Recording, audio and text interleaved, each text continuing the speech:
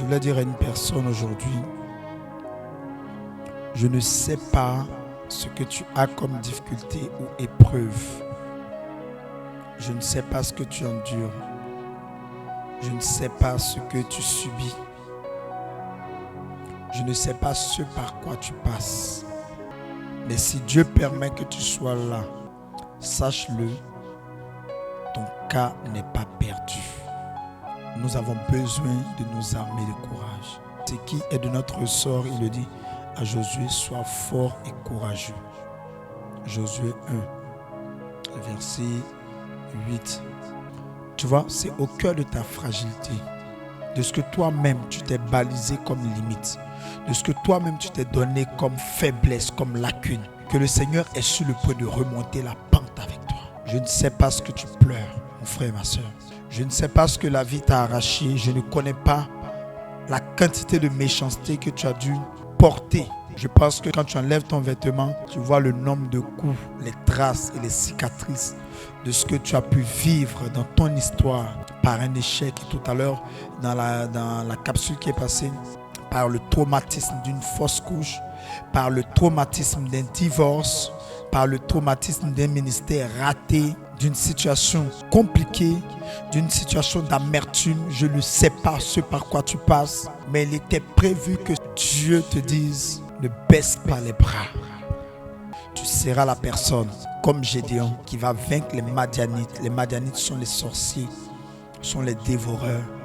Élisabeth et Zacharie ont mis au monde un fils. Et ce fils-là, au moment de lui donner un nom, là où Zacharie était devenu muet, on demande à Zacharie, il demande des tablettes, il met Jean et son nom. Quand on demande à Élisabeth, peut-être qu'il est muet, il ne sait pas ce qu'il raconte. Élisabeth dit Jean est son nom. On dit mais pourquoi Jean est son nom? Il n'y a pas de Jean dans notre famille. Il n'y a pas ce titre dans notre famille. Ils disent oui, je suis d'accord. Il va introduire une chose qui n'existait pas dans notre famille. Tu vas inoculer une chose qui n'existait pas dans ta généalogie. Tu vas introduire une chose qui n'existait pas. Il dit, Jean est son nom, mais il n'y a pas de Jean dans votre lignée. Zacharie, son fils, c'est Zacharie. Élisabeth et son mari disent, nous ne laisserons pas un autre stérile naître de nos entrailles. Son père était stérile ou sa mère était stérile, mais lui, il va créer la rupture avec l'histoire ancienne de sa famille et l'histoire que Dieu est sur le point d'introduire dans sa famille. Je suis en train de dire à une personne, normalement tu es censé répertorier, répercuter tout ce que tu as vécu ou tout l'héritage que tes parents t'ont donné, mais le Seigneur dit non, tu vas créer une rupture. Il y aura un avant ton existence, il y aura un après ton existence dans ta famille. Tu es celui qui va introduire les gens dans ta famille. Jean, c'est quoi? C'est un nom qui n'existait pas. C'est une appellation qui n'existait pas. Je suis venu dire à une personne, il y a un titre qui n'existait pas dans ta famille. Comme Monsieur Tant, comme Madame Tant, comme Monsieur le ministre, comme le directeur Tant. Je t'annonce que toi, tu introduiras ce titre dans ta famille. Tu introduiras ce titre dans ta génération. Ta mère ne s'est peut-être pas mariée, mais toi, tu te marieras.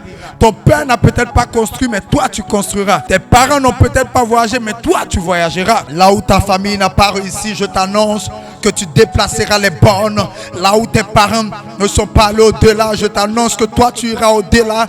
Tu vas surprendre ceux qui t'ont connu. Tu es un spécimen unique et nouveau dans l'histoire de ta famille. Si tu me dis, Amen fort, c'est de toi que je parle.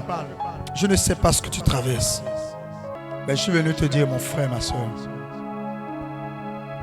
le projet de Dieu sur toi est énorme. Je ne vends pas l'illusion. Il y a eu ces jours-là où j'ai prêché sur la conversion. Aujourd'hui, je parle à quelqu'un qui est éprouvé. Parce que dans la théologie catholique, l'épreuve existe. Mais il y a une date de péremption. Un deadline. Il y a une limite qui est donnée à ce que tu traverses.